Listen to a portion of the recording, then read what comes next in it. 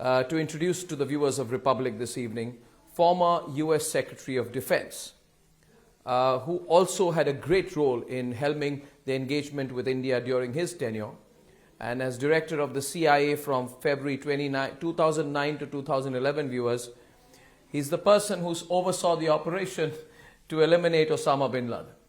And I can only tell you it's a pleasure to have you on the show, Mr. Leon Edward Panetta. I've been looking forward to speaking to you. And how are you this morning in America? Good morning to you in America, and thank you for joining us. You waited a long time while that bilateral was on. It's great to see you live tonight. It's good to be with you. Thank you very much for having me, and it's especially nice to have this opportunity when our two countries' leaders are coming together to meet on the important issues that face each. Absolutely. Mr. Panetta, a lot of viewers watching tonight, and our conversation is happening when the President and the Prime Minister are sitting and having this conversation. So let me go straight to it. You are the real insider on security and international affairs of the US. How important do you think US-India ties are strategically, especially at this time? I have always believed that India was an extremely important ally for the United States when it came to a number of areas. Obviously, our ties in terms of our people, our ties and our economic ties, our trade ties, our technology ties, are the fact that we're both strong democracies, but also because of the security of both countries. I think it is incredibly important that India and the United States work together to make sure that we are providing strong security in order to protect us from the threats that exist in the world. This is a dangerous world, and it is extremely important for the largest democracies to be able to have a strong bond, particularly when it comes to security, not only for our own countries, but for the region that you live in and for the national security interests of the United States. Mr. Panetta, what a sight this is tonight. I know this is making global headlines. As Prime Minister Modi and President Biden are sitting beside each other confidently, they'll be issuing a joint statement. I just want to recap a little bit for our viewers as I take the conversation forward. The body language, viewers, speaks volumes. There's a personal bond. There's a national level alliance. There's a role to play in the global order. Both the leaders know the significance of this relationship. And there was a point here where they said, you heard the US President say that both the nations are taking on some of the toughest challenges together. And he specifically mentions, Mr. Panetta, the Indo-Pacific. So I thought there that when I heard him say that, the message is crystal clear. There is China on the one side, and there is this strong partnership on the other. Do you also read it that way? This reference to Indo-Pacific, taking on some of the toughest challenges, Mr. Biden would be measuring the impact of all of these words. What do you think? Am I getting this right? Am I interpreting this correctly? I think you have it exactly right. This is about the Indo-Pacific region and the ability of both of our countries to be able to work together as democracies, not only to advance the interests of our people, but to also protect our countries from the threats that exist in that region. We're facing challenges. We're facing challenges from China. We face challenges from Russia. We face challenges from terrorism in that region.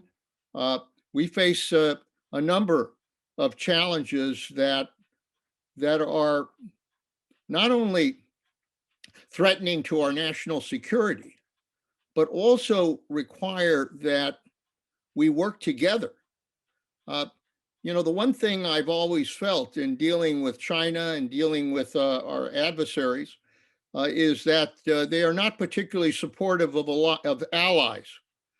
The most important strength we have is our alliance and our friendship and our ability to work together.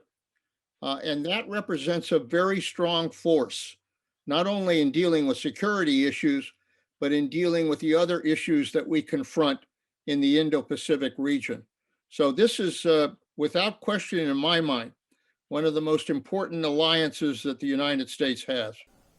Mr. Panetta, millions across India watching the Republic Media Network tonight. You are live right now on what is usually a fairly argumentative debate program. Tonight you are my special guest. A lot of people talking about your own role and remembering your role. Some of my viewers. It's funny, isn't it, Mr. Panetta? You know, how far people's memory goes back. Some of our viewers saying that Leon Panetta actually described India as the linchpin of the Obama administration's strategy to counter China way back in 2012. And that's absolutely correct. I think you were on a very important Asia tour. The whole world was looking at you. There was a new policy. I think there were 5 principles: agile, flexible, deployable force, developing ability to take part and win conflicts at a time, investing in cybersecurity, etc., etc. Now, Mr. Panetta, let's say 9 years down the line,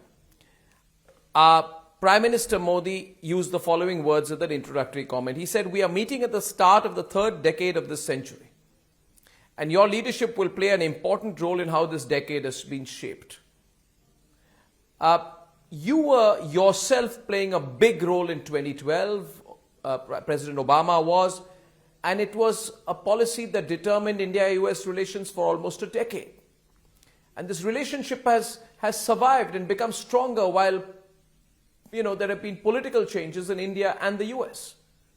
Do you think that this could be, how do I put it, drawing out a blueprint for a decade, that if today's meeting goes well, and if the right steps are taken, this could be the blueprint for a decade-long relationship at the very least? You think so? I believe without question that it is a tremendous opportunity for both the United States and India to develop a relationship that can represent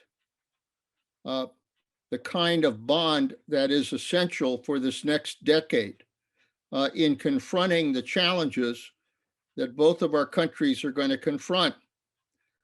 This is, as we all know, a challenging time. A challenging time when it comes to dealing with COVID, a challenging time when it comes to dealing with economic issues, with trade issues, with technology issues. We're on the brink of technology breakthroughs with artificial intelligence that is going to change the world in the future. And it is also, I think, an important time for democracies to be able to assert their ability to deal with these challenges. We're concerned about autocracies in the world. We know that it is important to recognize that democracies represent the values that are important to our people. And I think for that reason, I just see the United States-India relationship as a very critical bond in terms of being able to direct policies in the right direction as we enter this next decade. There are a number of challenges. We're going to have to deal with them, but the best way to deal with them is to have 2 democracies that share the same values and the same beliefs. That ensures that we can both move forward in the right direction for our people. Mr. Panetta, you were the U.S. Defense Secretary under the Obama administration that was looking at that time to very aggressively tilt its diplomatic weight towards the Asia Pacific. Now, 9 years, 10 years later, do you think, how important do you think the Quad alliances of US, India, Japan, and Australia? Is it less important after AUKUS? What do you think can really come out of the Quad meeting that is happening just a few hours from now?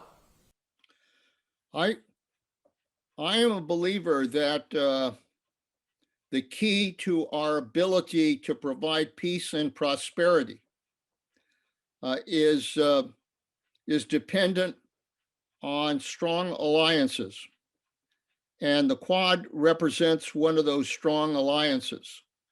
Our ability to work together when it comes to security issues, when it comes to economic issues, when it comes to trade issues, when it comes to issues regarding our ability to advance prosperity for our people, I think it's a critical relationship. I'm a believer, frankly, that one of the keys for the United States right now is to build strong alliances around the world. And we have a president who has committed himself to supporting those kinds of alliances.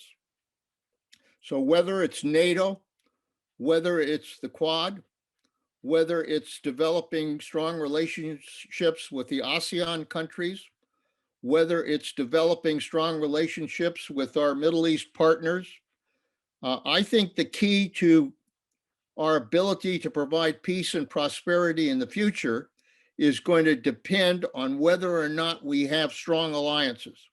And I think the Quad represents one of those very strong alliances to deal with the challenges in the Pacific. Now, Mr. Panetta, global security is a common concern, and we are vested in it. We may differ. I know a lot of people in India differ. I personally do, Mr. Panetta, with the manner in which America withdrew its troops. Not the decision per se, but the manner in which it was done. And I know a lot of Americans, perhaps even you, feel the same way. But we won't go into that because I think that will take the longer part of this conversation. I want to look forward with you, Mr. Panetta. What now? What now? Can America course correct? I and a lot of our viewers here, a lot of people in India feel very uncomfortable that there are 17 UN Security Council designated terrorists who are part of the new government. We're uncomfortable with the Al-Qaeda presence there. Very, very uncomfortable. Very uncomfortable. You know, Aminul Haq, a close aide of Osama bin Laden, is back in Kandahar. Al-Qaeda is operating freely once again. And, you know, as we say here in India, the nation wants to know from you, Mr. Panetta, you were the person under whose tenure Operation Neptune Spear to eliminate Osama was carried out. So I'm talking to the right man. And since I am, I want you to candidly tell me whether we can really have a hands-off policy, because I don't think we can, that's my view, and where India and America can work together to keep a leash on Afghanistan and its current patrons in Pakistan. I don't think there's any question but that it is more critical than ever that the United States and India work together to deal with the threats that we're going to confront. This is a national security issue, both for the United States and for India. The Taliban that we're dealing with in Afghanistan is very much the same Taliban that was in charge of Afghanistan on 9/11. And that Taliban provided a safe haven for Al-Qaeda and terrorism to develop plans for the 9/11 attack. I see the present Taliban very much representing those who were in charge at the time of 9/11. And that means that the danger is they are going to provide a safe haven for terrorists. Make no mistake about it. The Taliban is not to be trusted. They will allow Al-Qaeda to have a safe haven. ISIS, almost 2,000 ISIS terrorists are located in Afghanistan. The Haqqanis, who are terrorists, also have a safe haven in Afghanistan. And so we are going to have to work together to be able to make sure that terrorism does not represent a threat either to the United States or India or to the world for that matter. And that means we're going to have to work together on intelligence. We're going to have to work together on counterterrorism operations. We're going to have to work together to make sure that we are not threatened by this new terrorism in Afghanistan. What about Pakistan? I know that when you were CIA chief, you worked very hard on it in terms of getting the intelligence, the leads, the information, the intelligence sources. And I'm sure that you also were, and maybe you can speak about it a bit. You were yourself a little surprised, I'm sure, when you got the information that possibly Osama is hiding in that safe house in Abbottabad. So 2 questions to you. What was the lesson of that, Mr. Panetta? For us in India, it was a lesson we have known for a long time. You can never trust the Pakistanis. You can never trust them. Right next to their military academy, they were safeguarding this man and giving him the choicest of kebabs while you were searching for him. Tell me, with that as the background, does America not need to be very wary of Pakistan? Pakistan wants to use the present situation as a barter once again. You know them well, what they do. They'll try and take control over the Haqqani's administration in Kabul and then extract money from America and other countries across the world for it. But can we take a chance, given what has happened? I tried as when I was director of the CIA and also as Secretary of Defense to try to build relations with the Pakistanis because we had obviously some concerns about the terrorists who were located in Pakistan and also the threat that they represented. And while there were some that we were able to work together with, there was no question that Pakistan was using their relationship with terrorists as leverage, not only with regards to Afghanistan, but also with regards to India. And it was for that reason that when we were able to find the intelligence on the location of Osama bin Laden in Abbottabad, that we had to make a fundamental decision whether or not we try to work with the Pakistanis or whether we do this operation by ourselves.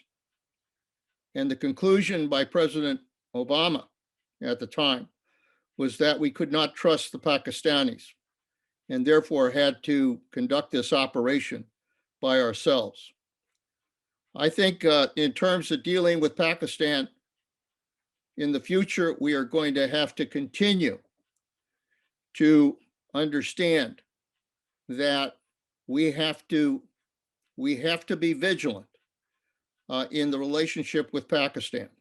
They're now urging that somehow we try to work together with the Taliban in Afghanistan.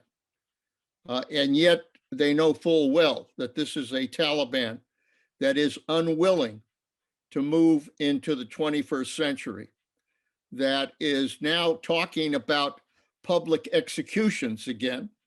That's talking about cutting off people's hands publicly. This is not a Taliban that the United States ought to develop a relationship with because they represent, very frankly, terrorism. And that is a threat to our security and to your security as well. Very majorly to our security. Viewers, remember the person on the screen tonight, which is why I said I've been looking forward to talking to him, is the man who oversaw the American operation that killed Osama bin Laden right from Langley. And he was narrating to the then US President Barack Obama and his advisors who were in the Situation Room the minute-by-minute updates about what was playing out in Abbottabad. And so when he says that there was a choice they had to make, do they eliminate Osama together with the Pakistanis or alone, they chose to operate alone, which could have carried more risks, but also tells you, viewers, that Americans did not trust Pakistan one bit. I don't think that's changed now. I want to talk about the now. I'm sure Prime Minister Modi, I'm 100% sure Prime Minister Modi and President Biden would be taking this subject up as one of the first issues to talk about. Don't you think so? What direction do you think that will take? You know the American position. We know the position of Prime Minister Modi's government, that they talked just to get our people evacuated, but there is no recognition for the Taliban. Can you've been in the White House, you know how it works. What direction do you think that conversation could take or should take? Well, I don't think there's any question that they are discussing how to approach the situation with the Taliban in Afghanistan. And there is no question that certainly our intelligence has made clear that within the next few years, Al-Qaeda can reestablish itself in Afghanistan, and that the Taliban will continue to provide a safe haven for terrorism, which represents, as I said, a threat both to the United States and to India. So I would think that there is going to be a serious discussion about how the United States and India can work together with regards to developing intelligence, with regards to being able to determine how much of a threat has developed with regards to terrorism in Afghanistan. We are both going to have to be very vigilant about this threat because it is real. The fact is that there is only one goal that Al-Qaeda has and that other terrorists have, which is to kill innocent men, women, and children. And for that reason, I think the United States and India are going to have to work together to provide security for both of our countries against terrorism. One last question. While we do that, what message would you have for China, Mr. Panetta, which thinks it can, which is falling into the trap that other countries have in the past, which thinks it can have a working relationship with the Taliban, which is going around lobbying for the Taliban? What message would you have for China? The message I would give to China is the same message I would give to all other countries, which is you cannot trust the Taliban. And I think if China tries to develop that kind of relationship, and I'm sure they will try because of the resources that are available in Afghanistan and their interest in gaining access to those resources.